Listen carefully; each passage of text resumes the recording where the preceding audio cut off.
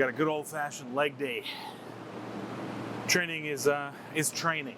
You know, I'd say neutral, which is up from bad, which is where it was. So we'll take improvement of any kind. I will say that the heat is starting to crank up a little bit. I'm in here early, 7 a.m., trying to beat the Georgia sun and humidity that is just the bane of my absolute existence. The other thing is I haven't been able to squat still since the injury, which was in March, I think. So that's not good. It's June. But good is relative. Like I said, we're neutral. We're holding to the neutral ethos today. We've got hack squats, which I'm trying to do sleeveless, beltless, really just trying to focus on getting the quad pump. What's really interesting, so we're doing jacked and tan. No, we're not. I don't even know what we're doing. We're doing Golden Warrior Hypertrophy. Sorry, I'm getting my programs confused. By Bald Omni Man. It's been a fun program so far. It's a little bit more basic, not in a bad way. I was looking for something basic, so it's a little bit more basic, which has been nice to kind of just get back to the roots here. What I like about today is the progression of the main lift. It's 3 sets, right? First set between 5 and 8 reps, second set between 8 and 10 reps, third set between 10 and 12 reps. And basically, we hit a top set, and then we take 20 pounds off and 20 pounds off. So it takes all of the guesswork out of weight selection. I enjoy kind of a reverse pyramid with reps specifically, because I find obviously once you get a heavier set of 5 to 8 done, everything that comes after that, you can still get good work done on the muscle group that you're looking for without, you know, wanting to put your head through a wall based on the intensity. Like I said, the hack squat has been my only squat. I still feel a little bit of pain when I pass like probably 405 on the squat, just in my back. But each week is getting a little bit better. I am not quite sure when I'm going to be back to powerlifting style training, but it seems like it's going to be at least a month, maybe 2. So we're just trying to do the best we can with what we got. We're going to do just warm-ups, and then we got some, it's just legs. I think it's legs and back today, so there's a little bit of back work, but excited to get this day going and see what happens.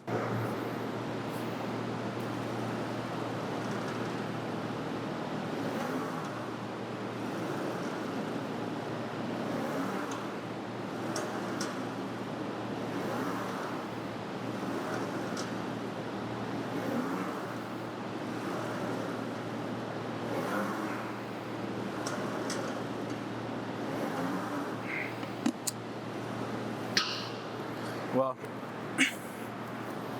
oof. Came in with a ton of energy, feeling good, and my hip is in a lot of pain. So, yikes. Second warm up. Hip still doesn't feel too good.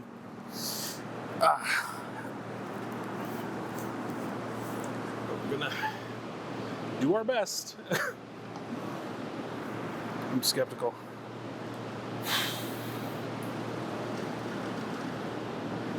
Ooh. Ouch.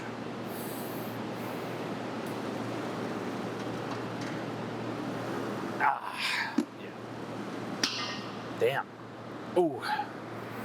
I don't know what that's all about. Ooh. All right. Well, geez. The hits keep coming. God. Okay, well, I don't know. I guess maybe I was sitting. I did a lot of editing yesterday. I guess I was just sitting down for too long, or I really don't know. Dude, when will it end? That's a question that I want answers to. When will it end? Oh, man. Okay, well, I guess I'll just skip it. I've gotten into so much trouble in the past, just kind of like banging my head against the wall. Maybe my body's trying to tell me like, hey, listen, you know, I just, for whatever reason, I just can't get it out of my head that I'm like weak or skipping sets or whatever. But I think this is one of those times where I just have to say, like, my ego is unimportant. Jeez. And I don't know. I guess I don't know. I don't know. I will skip hack squats and we'll move to the next thing. Jeez. Shake it off. Shake it off.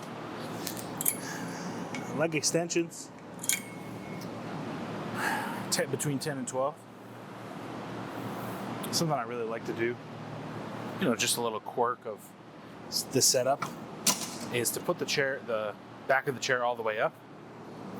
So then when I enter into the machine, I can adjust it to where I have basically my butt full on the seat, so that I can lean a little bit far back so that I can keep as much tension as possible on the quads as I'm doing the movement. Just a little veteran's tip that I've picked up.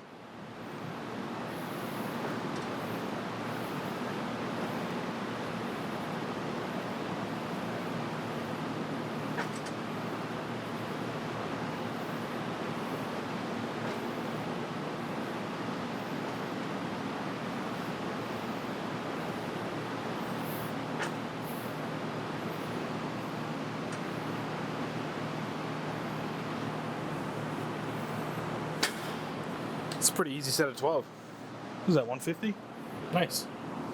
All right, I'll film the last one. Woo.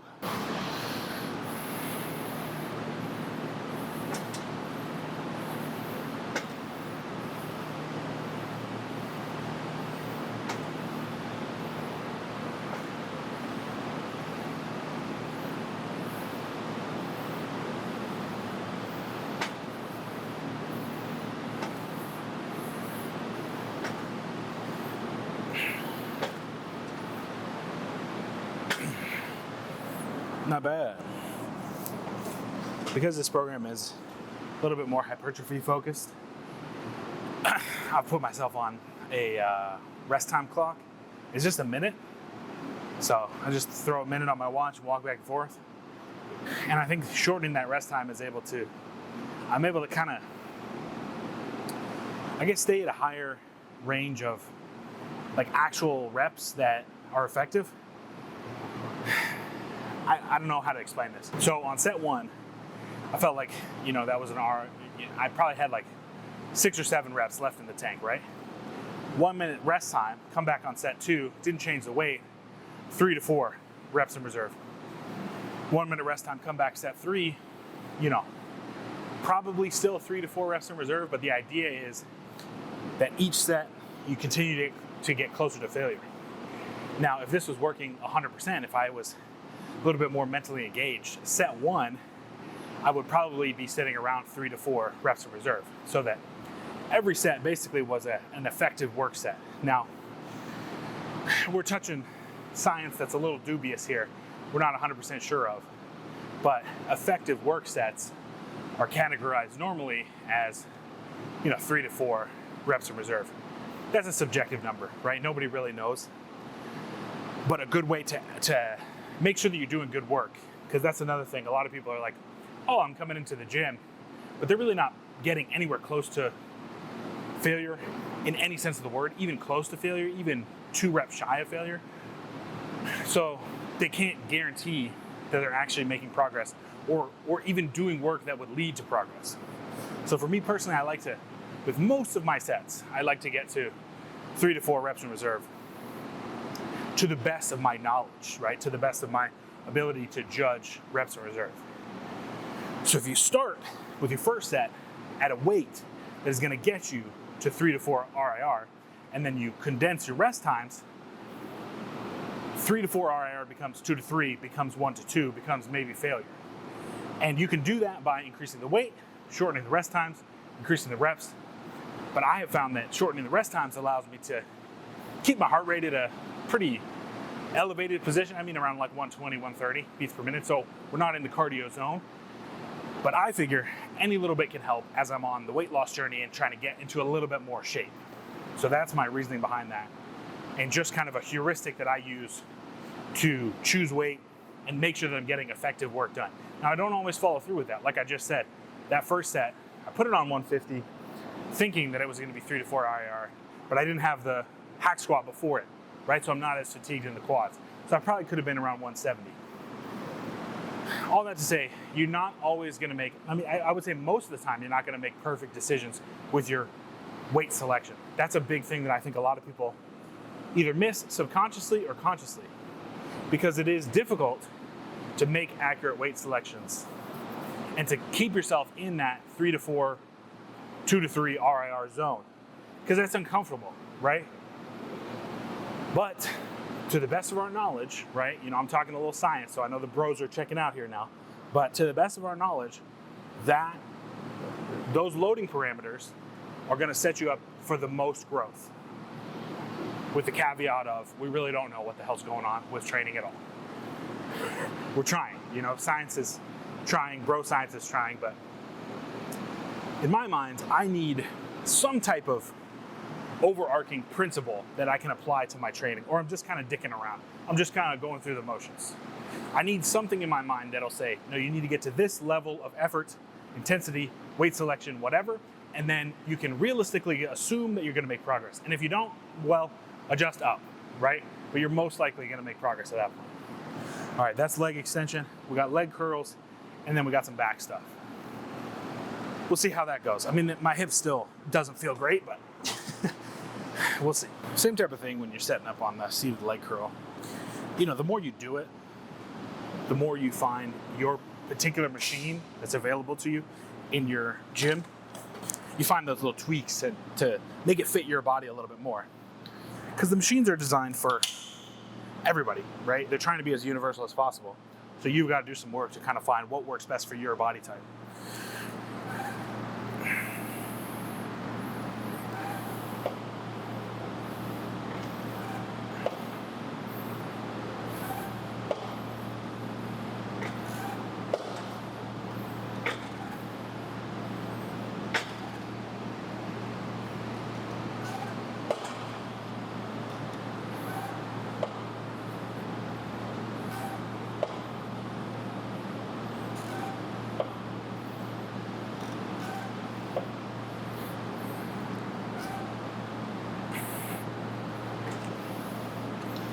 Nice.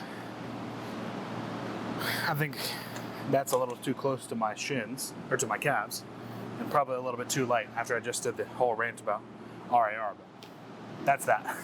Added a bit more weight, we're up to 130, made some adjustments. In the second set, I'd say we definitely came closer to where we want to be. Whew.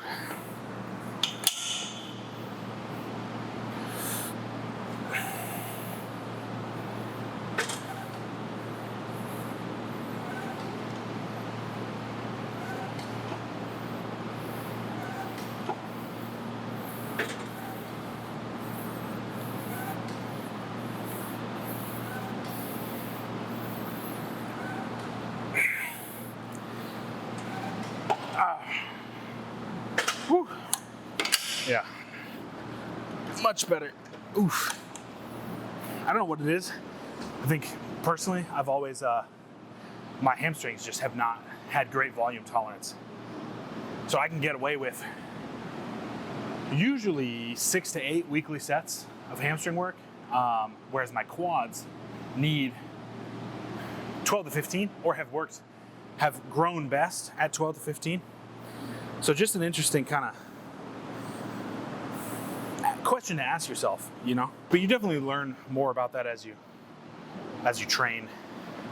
It's hard to know. Like, volume tolerance is a really tough thing to really pin down, and it changes, it fluctuates based on rest, diet pattern. It's good to have a general grasp of how many sets you can recover from, so that you can, when you run into a hypertrophy program that offers the ability to add sets, so like, hey, usually week to week, my chest does really well with 12 sets, not so great with 16. I feel like the fatigue creeps up a little bit more.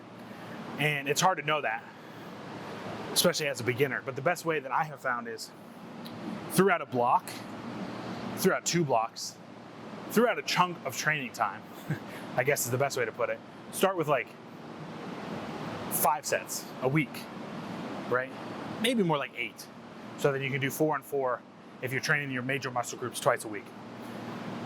Then add a set each week and see how the fatigue, kind of creeps up. Understanding that that's not a perfect system, because you're going to get general fatigue just from the fact of, week to week progression. But it's a good starting point. And then that's just general fatigue for the whole body. And then splitting it into muscle groups will kind of help. I don't know if any of that made any sense. I'm too hot, but that's my thinking at least. I'll get some seated rows next. I've been using the kind of bicycle handle recently. Oh, I gotta change the weight. I don't really find a huge difference in terms of like muscle activation based on the handle that I use, but I like to use this handle because it fits around my stomach. I'm a wide boy, so using the V handle, I kind of get caught in my humongous stomach. But this offers the ability to get a little bit more range of motion, as you can see, because of how wide it is. So I can go all the way back.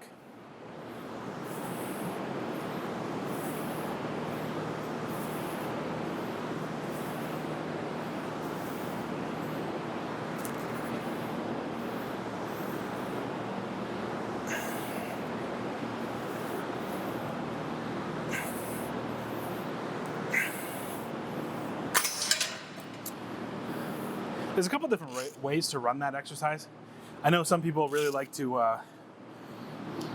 load it up with weight and use a little bit more body English. And I honestly, I think that's totally fine. Some people may call that cheating, but I find with rowing, using a little bit more of a cheat allows for good growth. Me personally, though, it always comes back to week progress.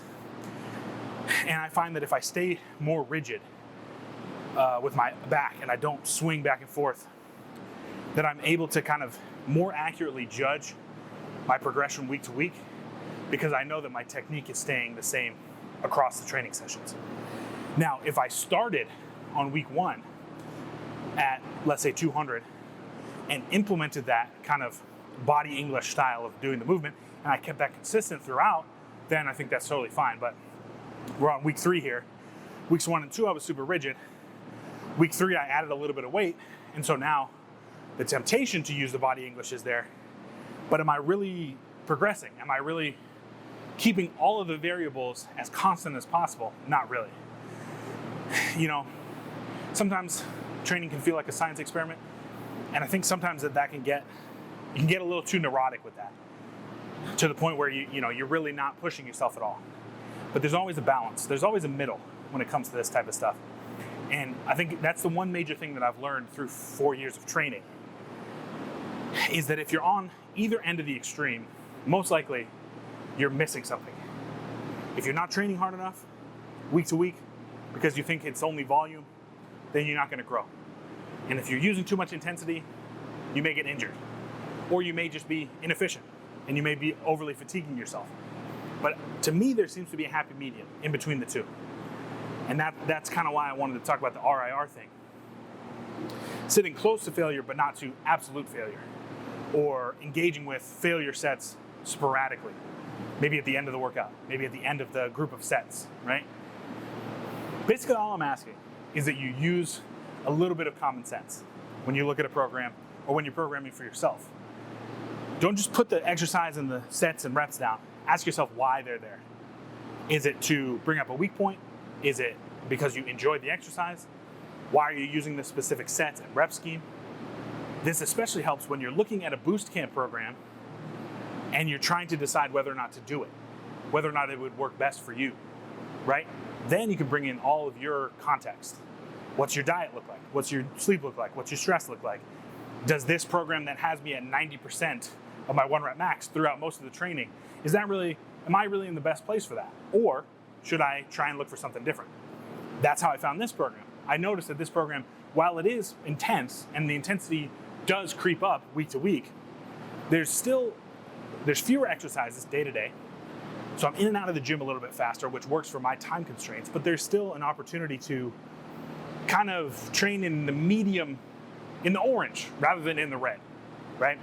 So these are the questions that I ask myself that I hope that you will ask yourself when you're trying to decide new programs, right? It's not just, let me close my eyes and throw a dart at the wall. That could work, but you could also get a program that you get burnt out on 2 weeks in, or that you don't enjoy, right?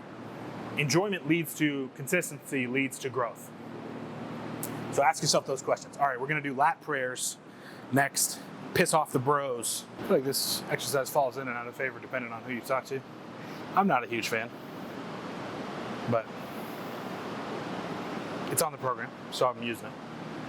I think the main thing is just trying to engage the lats as much as you can as you press down. This can turn very quickly into a tricep exercise if you're bending the elbows a little bit more, so trying to stay as straight arm as possible. I also like to bend over a little bit more, so walk it out, bend the knees, hinge forward, just press down like that.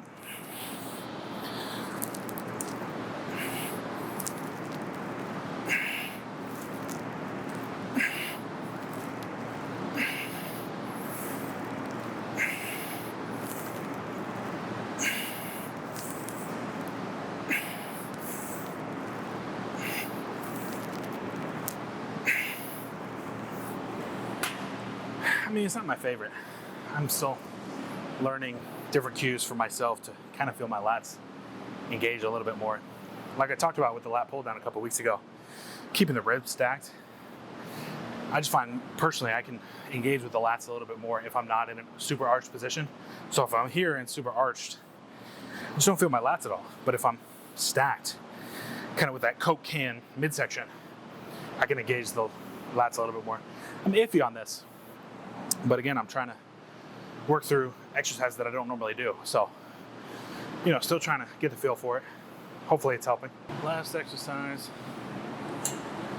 I added this one in because my shoulders have been giving me a little bit of trouble. And I've always found with face pulls that I can kind of stave off a little bit of the impending doom if I throw them in here.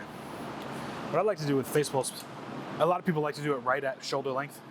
I like a little bit lower so that I can kind of pull and extend upwards as I go to the forehead. Personal preference. You can do it whichever way you want to. Whew. See if I'm even in frame here. Yeah. So it kind of turns into a little bit of an upright row as well.